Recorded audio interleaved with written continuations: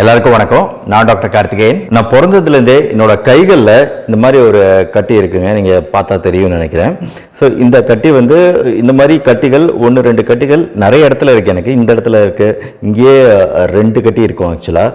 அப்புறம் இந்த கையிலையுமே கட்டிகள் இருக்குது. இந்த இடத்துல கையோட ஃப்ரண்ட் சைடு பார்த்தீங்கன்னா இந்த இடத்துலையும் கட்டிகள் நல்லாவே தெரியும். இது பிறந்ததுலேருந்தே இருக்குது. பிறந்ததுலேருந்தே இதே சைஸில் தான் இருக்குது. ஸோ இந்த கட்டிகளை தான் லைப்போமா அப்படின்னு சொல்லுவோம்.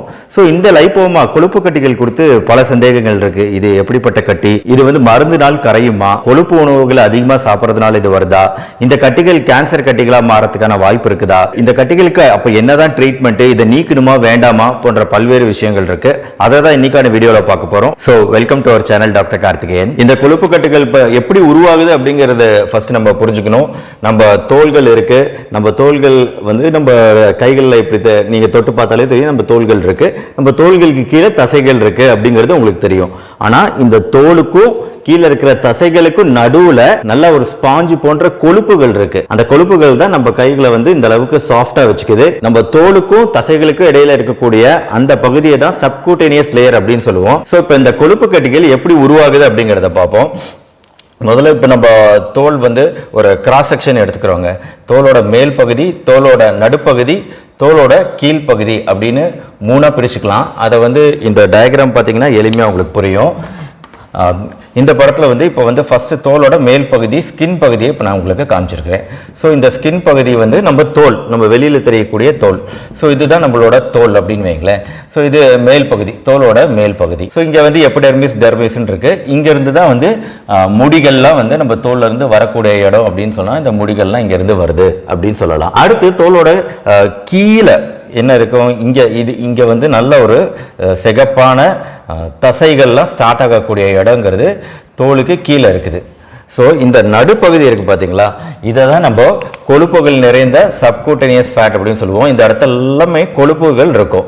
ஸோ இந்த கொழுப்புகள்னால தான் நம்மளுக்கு பலவிதமான நன்மைகள் கிடைக்குது. முதல் விஷயம், இந்த கொழுப்புகள் நம்மள அதிகமான குளிர்ல இருந்து பாதுகாக்கிறது. பொதுவாக இந்த கொழுப்புகள் 2 வகைப்படும். ஏற்கனவே இருக்கிற வீடியோல சொல்லியிருக்கிறேன், பிரவுன் கொழுப்பு, வெள்ளை கொழுப்பு அப்படின்னு சொல்றது. பிரவுன் கொழுப்பு அப்படிங்கிறதுல நிறைய மைட்டோகாண்ட்ரியா இருக்கும், அது நல்ல எரிசக்தி கொடுக்கும். இதே வெள்ளை கொழுப்புகள் நம்ம வயிற்று பகுதியிலலாம் செட்டில் ஆகிறது வெள்ளை கொழுப்புகள். இந்த வெள்ளை கொழுப்புகள்ல மைட்டோகாண்ட்ரியா கம்மி, அது கொழுப்புகளை மட்டும்தான் சேமிச்சு வைக்கும். ஸோ இப்போ இந்த இடத்துல இருக்கக்கூடிய இந்த கொழுப்புகள் சப்கூட்டேனியஸ் ஃபேட், இந்த தோலுக்கும் மசில் தசைக்கும் இடையிலேயே இருந்துட்டா பிரச்சனை இல்லை. இந்த லைப்போமா அப்படிங்கிற கண்டிஷன்ல என்ன ஆகுதுன்னு கேட்டீங்கன்னா, இந்த இடத்துல இந்த டெர்மிஸ்ல ஓட்டை போட்டுக்கிட்டு இந்த இடத்துல போய் கொழுப்புகள் போய் சேர்ந்துக்குது. சின்ன சின்ன கொழுப்புகள்லாம் இங்க போய் சேர்ந்துக்குது.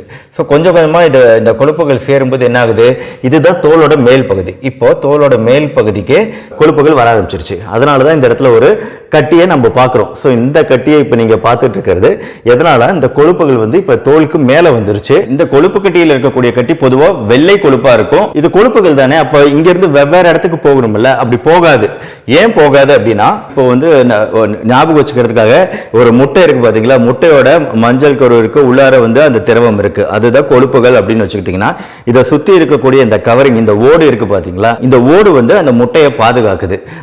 அதே மாதிரி தாங்க இங்க இருக்கக்கூடிய இந்த கொழுப்புகள், இந்த கொழுப்புகளை சுத்தி ஒரு லேயர் இருக்கும், ஒரு என்கேப்சுலேஷன் அப்படின்னு சொல்லக்கூடிய ஒரு லேயர் இருக்கும். ஸோ அதுதான் இந்த கொழுப்புகள் அங்கேயும் இங்கேயும் நகராம பாதுகாக்குது. பொதுவாக இந்த கொழுப்பு கட்டிகள் நீக்கும் போது பொதுவாக டாக்டர்கள் என்ன பண்ணணும்னா, இந்த கொழுப்புகளை மட்டும் நீக்காம கூட இருக்கிற இந்த லேயர், இந்த வெளியில இருக்கிற இந்த என்காப்சுலேஷன் சொல்லக்கூடிய இந்த லேயர் பகுதியை நீக்கினாதான் திருப்பி அந்த இடத்துல கொழுப்பு கட்டிகள் வராது. இது பொதுவாக எல்லா டாக்டர்களுமே எளிமையா பண்ணக்கூடிய ஒரு சாதாரண சர்ஜரி தான். சப்போஸ் கொழுப்பு கட்டிகள் இருந்தா நீக்கிறது.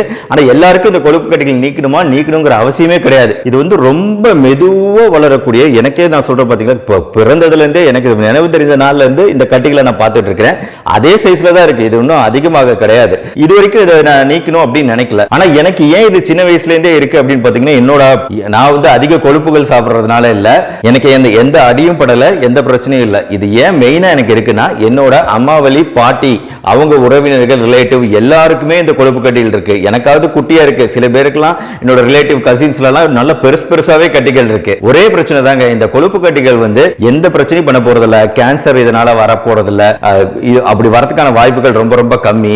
எப்ப இது கேன்சர் கட்டியா மாறும்னா நிறைய தண்ணி அடிக்கிறோம், நிறைய ஆல்கஹால் சாப்பிடுறோம் அப்படின்னா அந்த சமயத்துல மேட் லங் டிசீஸ் அப்படின்னு சொல்லுவோம். அந்த மேட் லங் டிசீஸ்ல தான் கழுத்து பகுதியில எல்லாம் நிறைய அந்த கொழுப்பு கட்டிகள் வரும், அது வளர ஆரம்பிக்கும்.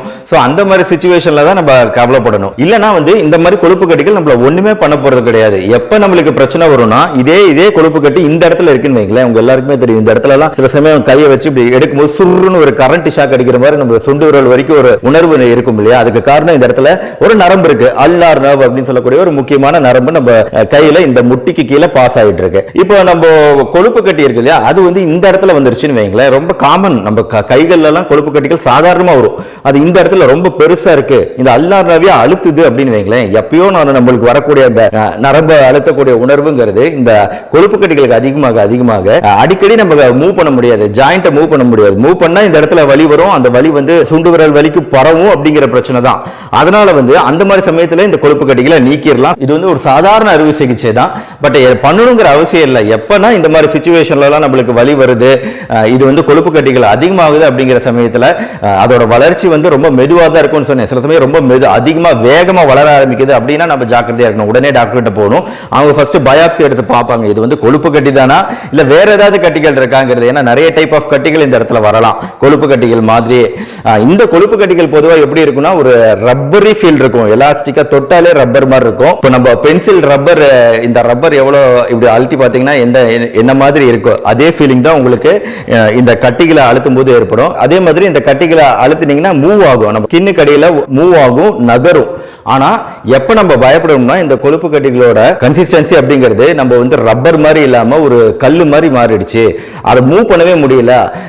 இவ்வளவு நாளா நகுந்துகிட்டு இருந்தது, திடீர்னு பார்த்தா அது மூவ் பண்ண முடியல, அது அப்படியே அந்த இடத்துல ஒட்டிக்கின மாதிரி இருக்குது, அதோட சைஸ் எல்லாம் பெருசாகுது அப்படின்னா தான் அப்பதான் நம்ம பயப்படணும். அப்பதான் வந்து டாக்டர்கிட்ட போகணும், அது என்ன விஷயம் அப்படிங்கறத அப்ப நம்ம ஸ்கேன் எடுத்து பார்க்கணும், என்ன பிரச்சனைங்கிறத பயாப்சி எடுத்து பார்க்கணும், அதுக்கு ஏற்ற ட்ரீட்மெண்ட் கொடுக்கணும். இப்போ இன்னொரு விஷயம், இது எங்கெல்லாம் வரும்னு கேட்டீங்கன்னா இப்போ கை, தொடை பகுதி, முதுகு, நெஞ்சு பகுதி, வயிற்று பகுதி, கழுத்து, முன்னெற்றி, நம்ம நெத்தியில கூட வரலாம். அதான் இன்னொரு ரீசன். நம்ம பொதுவாக கொழுப்பு கட்டிகளை எடுக்கிறதுக்கான இன்னொரு முக்கியமான ரீசன் காஸ்மெட்டிக் ரீசன். நம்ம அசிங்கமா இருக்கு முகத்துல, மற்றவங்க பார்க்குற இடத்துல இருக்கு அப்படிங்கும்போது அது அசிங்கமா இருக்குன்னு நினைச்சிங்கன்னா அப்ப நம்ம அதை ரிமூவ் பண்ணிடலாம். இல்லைன்னா வந்து நம்மளுக்கு ஜாயிண்ட் எங்கேயாவது வந்து அது நம்மளால மூவ் பண்ண முடியல, ரொம்ப வலி கொடுக்குதுன்னா அப்ப அதை எடுத்துடலாம். இல்லைன்னா மற்ற நேரத்தில் அதை அப்படியே விட்டுறலாம், ஒன்றும் பண்ண போறது இல்லை நம்மள. இதனால நம்ம பயப்பட வேண்டிய அவசியமே கிடையாதுங்கிறதுனால தான் நான் என்னையே ஒரு எக்ஸாம்பிளா எடுத்து உங்களுக்கு காமிச்சேன். இது வரைக்கும் எந்த கட்டிகளையுமே உடம்பு விட்டு நீக்கல, எல்லாம் அதாவது அந்த இடத்துலயே இருக்குது. எந்த பிரச்சனையும் நம்மளுக்கும் அது பண்றது கிடையாது, நானும் அதை டிஸ்டர்ப் பண்றது கிடையாது. நீங்க ஒரு பக்கம் இருந்துக்கங்க, நாங்க ஒரு பக்கம் கம்முன்னு இருந்துக்கிறோம் அப்படின்னு தான் போயிட்டு இருக்கு. தண்ணி அடிக்கிறதுலாம் கிடையாது, அதனால மேட் லங் டிசீஸ் வராது அப்படிங்கிற நம்பிக்கை இருக்கு. ஆனா சில பேருக்கு உடம்பு முழுக்க இந்த கொழுப்பு கட்டிகள், கார்ட்னர்ஸ் டிசீஸ், ஜெர்கம் டிசீஸ், மல்டிபிள் அடினோமேட்டஸ் பாலிமோட்டோசிஸ் நிறைய மெடிக்கல் டேர்ம் இருக்கு. அது வந்து ரொம்ப ரேரா தான் வரும், எல்லாருக்கும் வராது. ஆனா நம்மளுக்குலாம் வரக்கூடிய இந்த கொழுப்பு கட்டிகள்ங்கிறது எதனால வந்துச்சு அப்படிங்கறத ரீசன் தெரியல. பரம்பரையா வந்துகிட்டு இருக்கு, ஆரம்ப காலத்துல இருந்தே வந்துகிட்டு இருக்கு. பட் இதுக்கான ரீசன் 90 to 95% இது ஹெரிடிட்டரி, குடும்பத்துல உறுப்பினர்களுக்கு இருந்து அவங்க ஜீன்ஸ் மூலமா நம்மளுக்கு வரதுதான் இதுக்கான முக்கியமான ரீசன். அதே மாதிரி இந்த கொழுப்பு கட்டிகளை கரைக்க நிறைய ஆயில் தடவணும், எண்ணெய் தடவணும், அது நிறைய வீடியோஸ் நான் பார்த்தேன். பட் இது எதுவுமே வந்து நம்மளுக்கு தேவைப்படாது. தேவை ரொம்ப கஷ்டமா இருந்துச்சுன்னா எடுத்துருங்க, இல்லைன்னா அதை அப்படியே விட்டுருங்க. நம்ம கொழுப்பு சத்து உணவுகள்லாம் தாராளமா எடுத்துக்கலாம், அதனால எந்த பிரச்சனையும் இல்லை, அதுக்கு இதுக்கு சம்பந்தமே கிடையாது. சோ கொழுப்பு கட்டிகள் உள்ள உங்களோட ஃப்ரெண்ட்ஸ், நண்பர்கள் யாராவது இருந்தாங்கன்னா அவங்களுக்கு இந்த வீடியோ ஷேர் பண்ணுங்க. இந்த வீடியோ பிடிச்சிருந்துச்சுன்னா லைக் பண்ணுங்க. நம்ம சேனல் டாக்டர் கார்த்திகேயன் மறக்காம சப்ஸ்கிரைப் பண்ணுங்க. மறுபடியும் அடுத்த வீடியோவில் மீட் பண்ணுவோம். நன்றி, வணக்கம்.